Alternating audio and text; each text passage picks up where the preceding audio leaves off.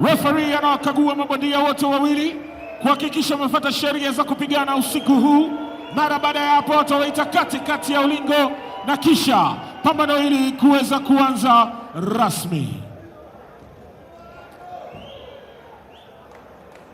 Mabondia, mtii sheria zangu, mujilinde kila wakati wenyewe. Kuna mtu mwenye swali? Touching gloves. Atakuwa ni mwamba kwelikweli. Twende 1 2 3 katika pambano la raundi 8. Kidere moja kati ya kitu kikubwa, pia ni mzuri kwenye jab au kuweka pia mbali mpinzani wake. Acha tuone kitu gani ambacho anaweza kawama kuja nacho leo. Hata ukiangalia stance zile tayari pigeni tunaweza tukashuhudia changamoto. Yes, na kwa jinsi fight ilivyoanza ni matchup ya Southpaw dhidi ya Orthodox, kwa maana Kevin Gedele ameanza na mguu wa kulia, ingawa pia amekuwa akicheza na mguu wa kushoto kama Orthodox, wakati Ubaya ameanza na mguu wake wa kushoto ambao ni mguu wa asili kama Orthodox. Na kimsingi Ubaya Abduli ni mmoja kati ya mabondia kibongobongo ambao wamekuwa na wastani wa kutupa ngumi nyingi kwenye fights zake. Amekuwa na output ya punches nyingi sana kwenye fights zake, so nadhani hiyo ni moja kati ya mambo ambayo nataka nione ni kwa kiasi gani Kevin Gedele ataweza kuyanyonya na kupunguza huo hatari ambao Ubaya amekuwa nao. Nikupe tu hilo jina la Gedele. Gedele limetokana kwa sababu ya uwezo wa kukamata ngumi. Kevin Gedele ni moja kati ya mabondia ambao wana uwezo wa kupinch au kukamata ngumi za mpinzani, kama anazipokea au ana uwezo wa kukwepa sana. Kuzikamata ni unakuwa unazikamata, kufanya parry, kufanya parry. Hiyo mmeongea kitaalamu. Parry ni kukamata punch kwa mkono wako, yani mkono ukiwa umeutanua na kukamata punch. Kiingereza cha boxing ukileta kwenye Kiswahili kuna maneno, baadhi ya maneno yanakuwa ni ngumu kidogo. Waambie kwamba ni kukamata punch, wataelewa. Wakitaka waje gym Naona gadi Kevin Gedele ameweka gadi nzuri sana, yani ameanza kwa morali na gadi ipo juu muda wote. Acha tuone raundi ya kwanza, ni kama wote wamekuja kama kuna kasi moja hivi, kama wote wanawidana, umakini wa hali ya juu. Jabu hiyo jaribu kutoka, lakini bado target ndio kwa Kasheshe, wote wanawidana usiku huu mpaka asubuhi. Ni vita ya Southpaw na Orthodox, yani bado baadaye kuna Tefume Lopez na bwana Shakur. Ni vita kati ya Southpaw na Orthodox, na hapa kwenye hizi fight tumeshuhudia vita nyingi sana za Southpaw na Orthodox.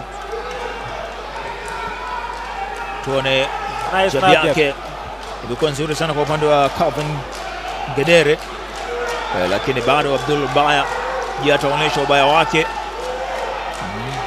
ama nini, ama Ubaya utaadabishwa. Nimeona feint wote wamekuwa kifeint sana. Ubaya amekuwa kifeint, lakini pia Gedele muda wote ameweza kumaintain motion ya sehemu ya juu yake ya mwili, lakini hiyo snap jab yake, hiyo Southpaw jab yake so far nimeona imeweza kutengeneza tofauti kati yake na Abdul Ubaya. Amekuwa na Southpaw jab ambayo Bwanga, nini ambacho umekiona, nini sababu wengine unaweza ukaanza kwenye raundi ya kwanza ikawa na kasi, lakini baadaye ni kama ilipoa hivyo kwa wanatazamana zaidi? Nafikiri kila mmoja ameshaonja au anajua ukali wa mwenzake, kwa hiyo kila mtu anakuwa na umakini, na raundi ambayo mara nyingi watu wana mabondia ambao wanachukua taarifa. Ilikuwa ni foul hii kwa sababu alipiga kabisa kwenye eneo la kisogo. Ilikuwa ni ngumi sungura. Akiona ukifanya hivyo. Tuone kwenye raundi hapa ya pili kati ya 8 nini ambacho kinafuatia. Ilikuwa moja kati combination nzuri sana ambazo Gedele anazipeleka, lakini je, Ubaya atakubali kwa wakati huu? Raundi ya pili mechi na pressure. Alianza kwa speed sana, ni kama alifanya follow up ya kutosha. Yani kama walikuwa wanatakana, yani walikuwa wanasakana muda mrefu. Sasa leo ndo wamekutanishwa. Manake mchezo huu inawezekana washatambiana huko kiwango kikubwa. Kuna move nimeona Gedele anaanza kuifanya kwenye raundi ya pili, akipiga jabu ya kwanza, jabu ya pili kisha anaingia ndani kwa nguvu, lakini bahati mbaya imekuwa anapoingia kwa nguvu uone akifanikiwa kuland hiyo left hand yake. So nadhani ni move ambayo Ubaya aanze kuwa nayo makini, aanze kuhesabu hizo jabu ya kwanza, ya pili, akimaliza anaingia ndani kwa tempo kupiga left hook yake ama left hand yake. Abdul Ubaya huyo hapo, na mtu wake yenye imeandikwa Ubaya hiyo, lakini vile kupambana na Kevin Ngedere. Tunaweza kuwatofautisha pia kwa gloves zao, mmoja amevaa gloves nyeupe, mwingine nyeusi. Huyo mwenye nyeusi ndo Ngedere mwenyewe, kujaribu kutumia ile stiff jab au jab ambayo umeiona kama ina mkandamizo hivi wa nguvu, haiendi nyepesi nyepesi tu.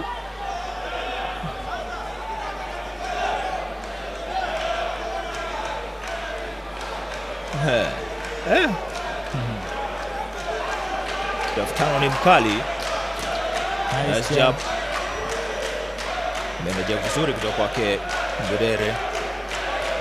Tuone kitu gani ambacho kitafuata. Naona hiyo feinting ya bwana Ngedere, yani kama kuna kitu anakitafuta hivi. Ameenda in out.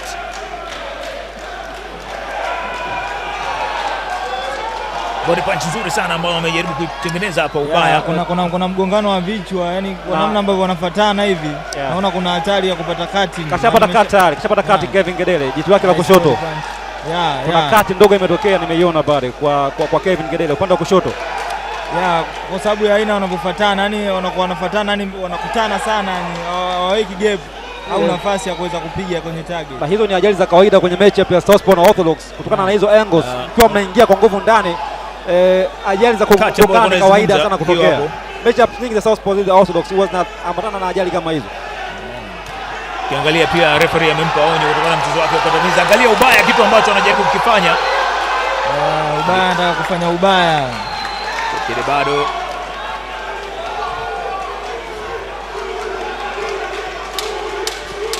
mashabiki pia wakiamka kwelikweli. Raundi ikiwa imekamilika kwenye raundi. Mabondia wako fit, wamefanya mazoezi. Hiyo ajali kama tulivyosema kwamba ni kati ambayo ilitokana na kichwa, waligongana. Na ukiangalia kwangu naona bado Kevin ameendelea kuwa na fight bora. Of course yeye bora sana, lakini at least kuna vitu anafanya ambavyo kiasi vimetengenezwa tofauti, hasa kwenye hiyo jab yake ambayo amekuwa akitumia kujaribu kuscore ama kuhesabu points. Wakati Ubaya nimeona amekuwa akimaintain points, amekuwa akiwa passive kwangu mimi Ubaya kwenye hii fight kwa hizo raundi mbili ambazo zimechezwa. Raundi ya tatu kati ya zile 8. Abdul Ubaya dhidi ya Kevin Ngedere.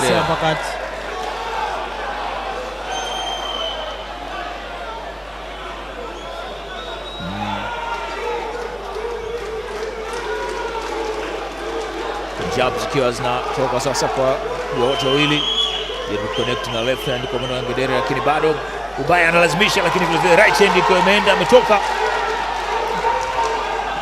atekwa cha nafasi hii. Kama ulivyosema, uhatari wa kupatikana kwa kati inawezekana, hata nyingine inaweza ikatokea kwa vile ambavyo wameendelea kutafutana. Angalia, lakini hiyo haijawa clean punch, aliteleza na maamuzi of course amepatia, aliona ile haikuwa knockdown na hivyo hakumhesabia Abdul Ubaya, lakini bado unaona Kevin Ngedere ameendelea kuwa aggressive na ameendelea kupush pressure fight kwa kumsukuma Abdul Ubaya. Kitu ambacho akionekana ni pamoja na target pengine lao, kwa sababu Ubaya pia amekuwa ni mzuri sana kwenye, of course hakujawa na idadi kubwa ya clean punches sasa zile za power punch, lakini at least ameattempt mara kadhaa kuland hiyo jabu yake, Southpaw jabu yake ambayo kwangu nadhani ndo pekee ambayo kiasi imetengeneza tofauti kati yake na Abdul Ubaya. Na ukiangalia kwenye jicho la upande wa kushoto wa bwana Ubaya kama limeanza kuvimba hivi kwa sababu hiyo snap jab kwa nzuri sana Ubaya ambaye amempa kwenye ile unasema close range, akiendelea kupote punch akipanda juu, lakini bado akiendelea nao, kila mmoja nipige nikupige, kila mmoja anatafuta bahati yake hapa. Mwenye timing nzuri. Watu wanaonekana wana nguvu, wana power. Ukiangalia jicho la kushoto la Abdul Ubaya limeanza kuvimba. Naam. Sasa jua ni waligongana au ni matokeo ya hiyo snap jabs ambazo Ngedere anapiga. Haya. Bado kama alimtisha hivi. Painting ya mikono. Kama nilivyosema, bado ile hali ya kuwa na target nzuri wa wote wawili ni kama imekuwa haijakaa sawa sawa, na kama ikiwezekana mtu akutana kweli clean punch kama hivyo lazima imtikise. Kama sijamalizia tu hata neno, kwa kama mtu ikutana nayo lazima ikutikise. Yaani fight, kuna mtu akikutana na chuma, mtu yote anaweza kukutana na ngumi kali. Angalia namna ambavyo Ubaya anataka kumfanyia Ubaya hapa. Kevin Ngedere, Ngedere ameendelea kujitumua. Kitu gani ambacho anakifanya ili aendelee kutunza energy yake? Kamweka mbali na yeye pia anarudisha Kevin Ngedere. Abdul Ubaya alimweka kwenye kona. Kiatu cha Kevin Ngedere kimefunguka chini kuongeza hiyo aggression ambayo ilimfanya Kevin Ngedere kupotea mwishoni mwa round kwenye muda ambao walikuwa exchange punches. So imekuwa ni round ambayo waligawana. Kuna muda Kevin alikuwa bora katika round inaanza, lakini mwishoni Ubaya kama amenyanyuka na kuanza kumaliza vyema kwenye round iliyopita. Moja kati ya pambano ambao alikuwa anaangalia hapo kati ambao linakutana pia na right hand, hiyo kama ilikuwa ni huku ile akarudishwa tena left hook, left uppercut, ilikuwa ni right hook ile, left uppercut. Kwa kiwango kikubwa sana Abdul Ubaya alifanya kile ambacho kinahitajika, na Kevin Ngedere akawa hamna namna ya kujitetea, na hapa ndio maana pengine Major Semunyu kutoka Big Time Promotion anasema kwamba hili pambano alikuwa analisubiri kwa hamu sana, akiendelea kulifuatilia. Kwa bila shaka yote inadhihirisha au inaonyesha kitu gani ambacho kipo ndani yake. Left hand nzuri sana ambayo amekutana nayo Ubaya, na Kevin Ngedere ni kama anataka kulipa kile ambacho kilitokea kwenye round iliyopita. Tupigane, yani kaamua sasa hivi tupigane sasa. Sasa hapo ni kwenye timing nzuri, kwenye timing nzuri. Tazama hapa, nipige nikupige, wanaume hao wawili left ambayo Ngedere amekutana nayo. Nini hii? Anambia hapana, haikuwa clean punch, ulisukumwa ama umeteleza. Kwa upande wangu ningependa kumwona Kevin Ngedere anaongeza utulivu, kwa sababu anaenda kwenye mchezo wa Abdul Ubaya. Abdul Ubaya, moja kati ya sifa mchezo wake ni kupenda kupigana. Abdul ni bondia ambaye anapenda kupigana, yani kwenye kupigana yeye ndio sehemu zake ambazo anapata mashambulizi. Twendeni wanaume. Sisi tunafurahi kuona hiki ambacho kinaendelea. Na mimi kwangu mimi haikuwa knockdown kwa mujibu wa mwamuzi, haikuwa knockdown. Lakini kwangu mimi nafikiri Ngedere angestick na plan yake ile ile, kucheza nyuma ya southpaw jab yake. Lakini hiki ambacho anakiruhusu ni hatari, kwa sababu Ubaya ni master kwenye inside fighting. Ameingia kwenye mfumo wa Ubaya. Namuona kabisa Kevin Ngedere, kuna wakati namuona kama anaishiwa nguvu hivi, au ni nini, au ni mtego ambao anautengeneza ili Abdul Ubaya ahisi kama amechoka. Na ni mbaya sana bondia kuingia kwenye mfumo wa bondia mwenzio ambao yeye ndio mfumo wake. Yaani Abdul Ubaya mfumo wake ni kupigana. Acha tuone, angalia hapa sasa. Abdul Ubaya anautafuta ubaya kweli kweli kwa nguvu, kwa sababu namna ambapo anafurumusha, maana yuko si kurusha, unafurumusha panchi nyingi, anapiga huko anaongea, yani wakati anampiga huko anaongea. Watu pia wanafurahia hapa jamani, mnasikia? Ni kwa sababu hiyo mikono ambayo inatoka kwa mabondia wote wawili. Je, Kevin Ngedere atareact namna gani? Ukitazama ilikuwa ni moja kati ya pambano ambalo lina pressure kubwa. Nipige nikupige, hawekani mbali. Nimesema sioni tena mikono ya Kevin Ngedere kwa wakati huu, sioni jab zikiwa zinatoka, labda kwa sababu ameingia kwenye mchezo wa Abdul Ubaya ambao anamlazimisha wapigane zaidi. Nafsi nzuri sana, hakuna kuachia nafasi, body punch ambazo anaenda nazo Abdul Ubaya. Ubaya anaona sasa umekuja nyumbani. Huko ndio nilikuwa nataka huko. Utulivu wa Ngedere kwa wakati huo umeweza kufanikisha kwenye mikono ambayo imeenda kwake Abdul Ubaya. Abdul Ubaya kweli kitu ambacho anakifanya yeye, anachokijua ni kwenda mbele na kupigana, si kitu kingine ambacho anakihitaji. Hiyo aggression iambatane na makini kwenye defense kwa upande wa Abdul Ubaya. Kwa raundi hii ya 4 naona Kevin Ngedere kuna yani kama kuna kitu amemiss, yani kuna power ameanza kuipoteza kwenye raundi hii ya 4. Nafikiri pia ni kwa sababu intensity ya pambano imeongezeka, yani pambano ile kasi ya fight imeongezeka, na bahati mbaya yeye akaingia kwenye huo mchezo kwa amejikuta akitumia energy kubwa sana ambayo na ile nguvu kupungua kwa kiasi kubwa sana kwa upande wa Ngedere. Ndio kwanza raundi ya 5 kati ya 8, safari bado ipo. Mwendo bado upo. Karudi kwenye orthodox.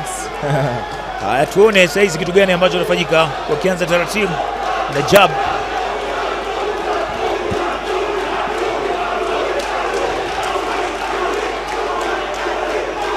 Jab zikitumika. Je, Abdul Ubaya ataendelea mchezo wake? Nice. Anaenda nayo tena. Sasa hizi akijaribu kutengeneza engo, lakini vile vile Ubaya hahitaji kuonesha kama pengine punch zile zilimchukua roho Kevin Ngedere. Unamuona na react haraka sana kurejea kama alivyosema bwana Aidan. Abdul Ubaya anatakiwa awe makini sana ile left ya bwana Ngedere. Hiyo refu ni ngumi ambayo Kevin amekuwa akiattempt kupiga. Angalia namna ambavyo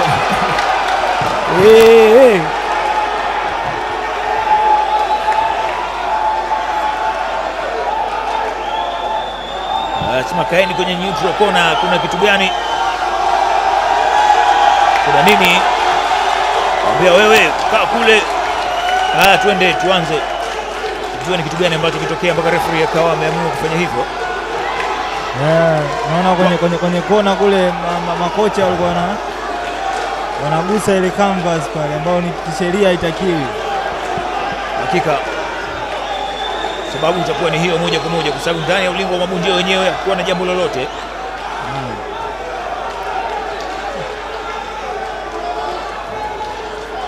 Hii ni pambano ambalo wawili hawa bila shaka kwa kusubiriwa kwa hamu na wanaonesha ukisikia bila kuchoka ndio kama hivi. Abdul Ubaya yeye anajua kusonga mbele, lakini Kevin Ngedere akiendelea kuangalia namna gani anaweza akacounter.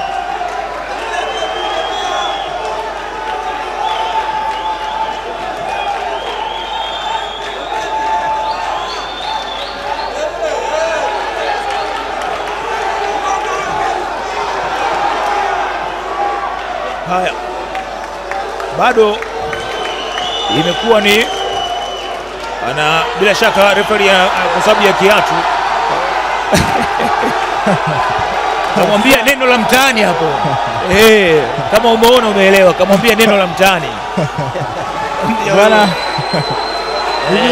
Sijaelewa pale na Aidan, hivi kisheria ipo ile kwamba kiatu kimefumuka kwenye katikati ya fight, kwenye katikati ya mapigano, unamwambia refa asimamishe fight ili ukazibe kiatu chako. Sasa sijaelewa kidogo bwana Aidan. Labda nipate elimu kidogo. Labda ukutana na bahati kama hivi, mwamuzi pia naye ameingia kwenye huo mtego, lakini nasema ni busara ya mwamuzi. Ila ni mbaya sana. Niliona kwenye fight moja ya bwana Gevonta na Ramon Lodge kwa jana alipiga goti pasina kuna niu ambao of course alipaswa kuwa disqualified kwenye fight. Lakini referee kuamuru kudisqualify fight na ikaendelea. Au fight ya Floyd Mayweather na Victor Ortiz. Naam. Bado Ngedere akiwa anaendelea kuruhusu pengine punches ziende kwenye tumbo lake, na Abdul Ubaya anazipeleka, amemsukuma. Haikuwa knockdown, pia inaweza kama ni msukuma. So bado mbona kama wana kitu cha ziada. Huu ni ugomvi. Kwenye round haikuwepo kitu ambacho kilipelekea fight kuwa kwenye hiyo kwenye umbali wa karibu inside fight. Pia ilikuwa round ambayo hakukuwa na clean punches nyingi sana kutokana na namba ambavyo kila mmoja alikuwa akipigana kwenye umbali wa karibu na kupelekea kuto kukosa ile distance ya kuweza kuland. Ilikuwa na actions nyingi sana. What a fight.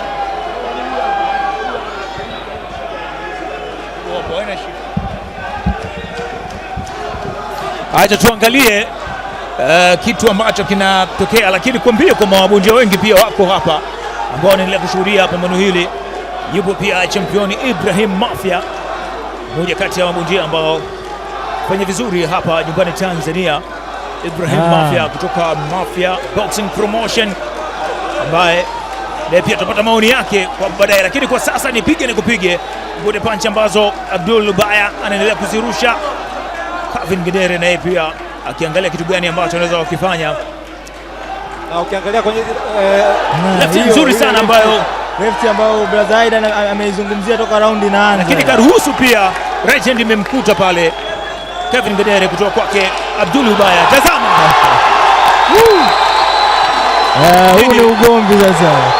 Hii ilikuwa nimepokea message hapa, alianguka alikuwa clean punch, anarudi, lakini kama alikuwa bado hajarecover vizuri. Na nini hii, Ngedere ni kama anataka kuruhusu kile ambacho anakitafuta muda mrefu Ubaya, kwamba lazima uanguke, lakini bado ukimwangalia Ngedere ni kama anataka kuanguka juu ya mti. Ngedere sasa ni kama anajitafuta, angalia miguu yake, ni kama anaangalia namna gani ya kupumzika, na hicho ndio kitu ambacho Abdul Ubaya analazimisha. Angalia hapo, Abdul Ubaya analazimisha anachofanya Ngedere ni kurona na punch. Anarona na punch tena sana, kitu ambacho kinapelekea Abdul Ubaya kumiss na hizo punch ambazo anarusha. Na anatumia nguvu nyingi sana, asipoangalia ile kamkosa. Sawa. Pamoja na kufanya hivyo, lakini bado haijarejea kwa bwana Ngedere, bado recovering bado haijarudi.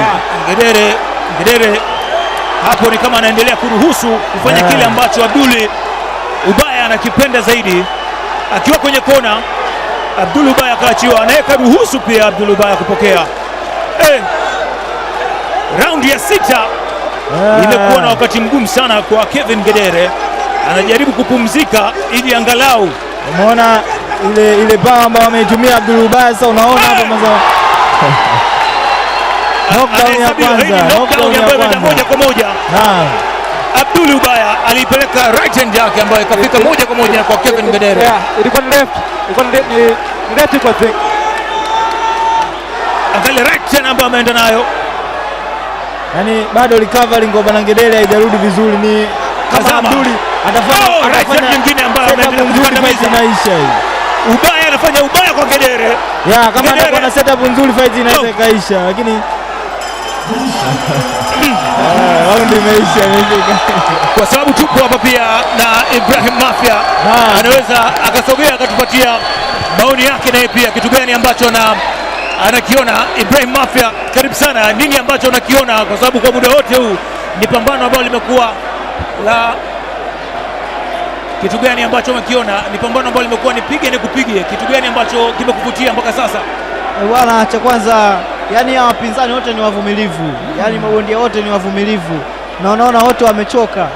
Kwa hiyo hapa mtu ambaye ataamua tu kufungua nafsi yake akasema liwalo na liwe, linaweza kutokea lolote hapa, kwa sababu najua wewe ni miongoni mwa mabondia ambao unasifika kwa power. Ndio nguvu unaiona kwa mabondia hao wawili, kwa mikono yao inavyotoka. Ndio, ni nguvu naiona haswa kwa Ubaya na nguvu sana, amemzidi mpinzani wake nguvu sana. Kwa hiyo hapa nchini Tanzania kutoka Mafia Boxing Promotion ikipata maoni yake, tukiendelea kwenye raundi ya 7 kati ya zile 8 ambazo naendelea kuzishuhudia kupitia hapa Superdome. Na nimepokea message hapa kutoka mtaani kwangu Mbagala Mponda, wapo wanaangalia fight, wanakuambia hii sio boxing, huu ni ugomvi.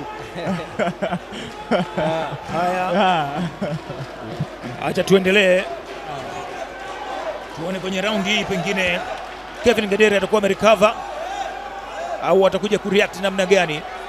Baya zaidi ni kuendelea kumkaribisha kwa ukaribu zaidi Abdul Ubaya, na bahati mbaya ni kwamba tayari ile nishati imepungua, so uwezo wa kumove pia hana.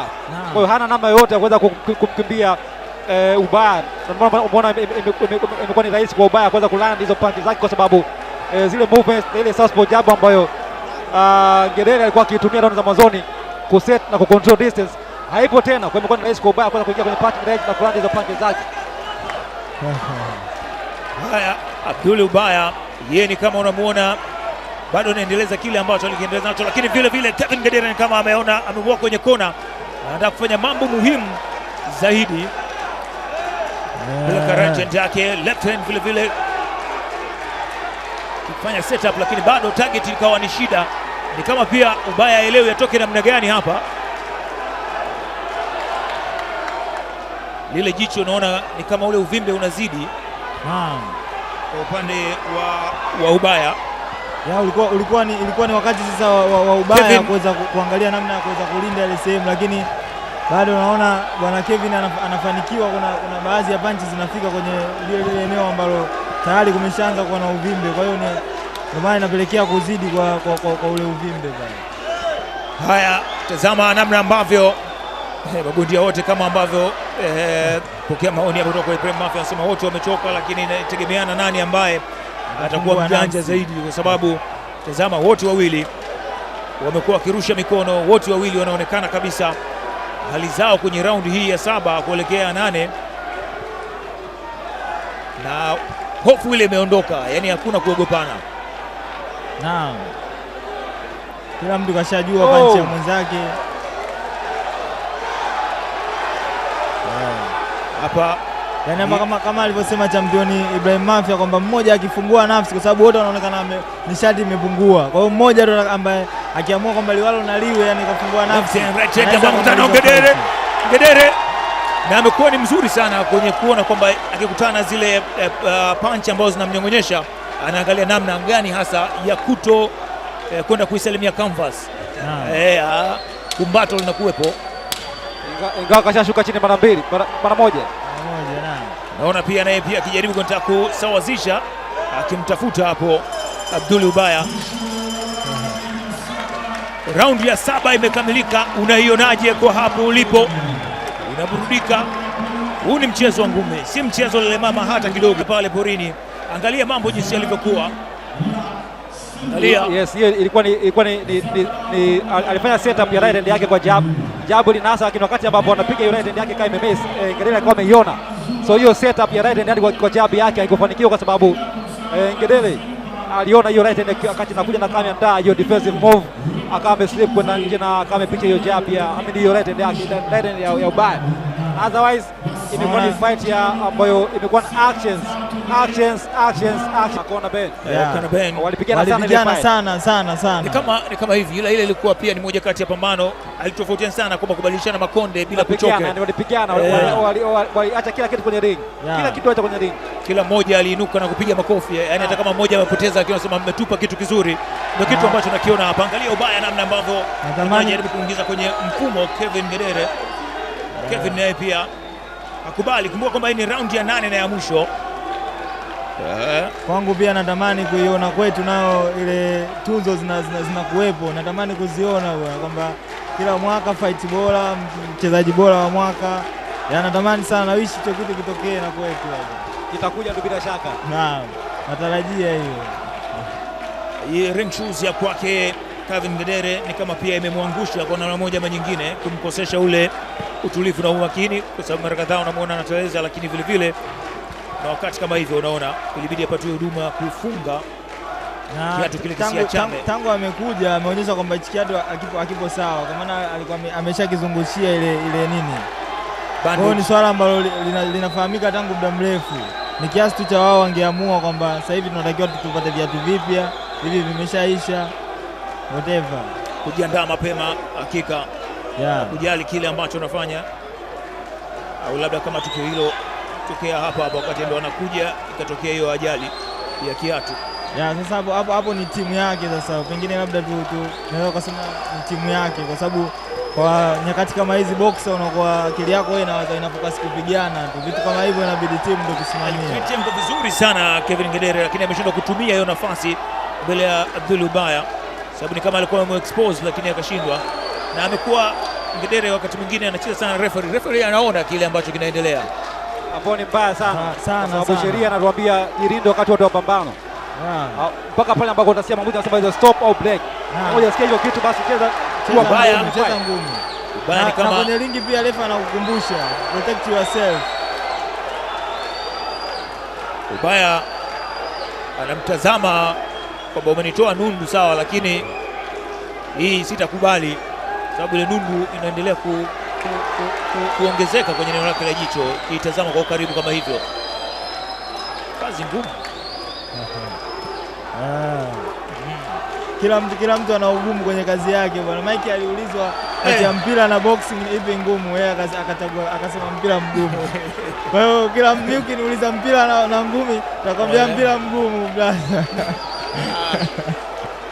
Tutaungana wewe. Ni kweli kila mtu ni jambo lake gumu kutokana na eneo lake ambao anashughulika nalo. Tazama, bado ndio pambano limekamilika. Wanaume wameonyesha kazi, wanaume wamepambana, makofi yanapigwa kwa kila mmoja akiwa amefurahi. Mwangalie hapo Abdul Ubaya, sura yake inaeleza kwamba lilikuwa ni pambano la namna gani. Utamwangalia pia Kevin Ngedere, pengine ile sura yake inaeleza kitu gani hasa.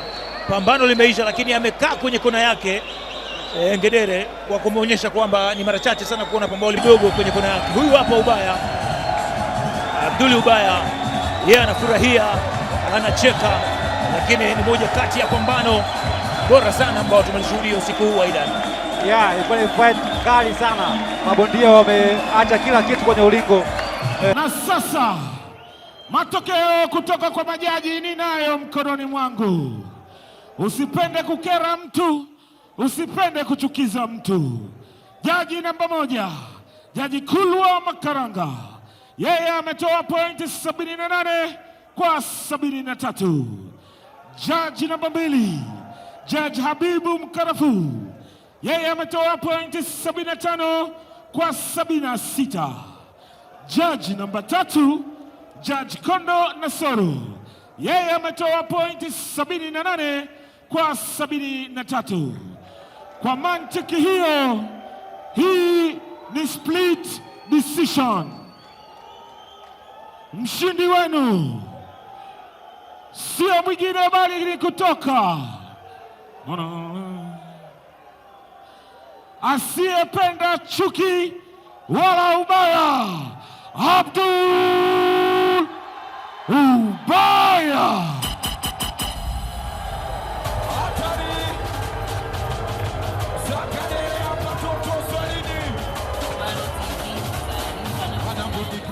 Anakuja na pia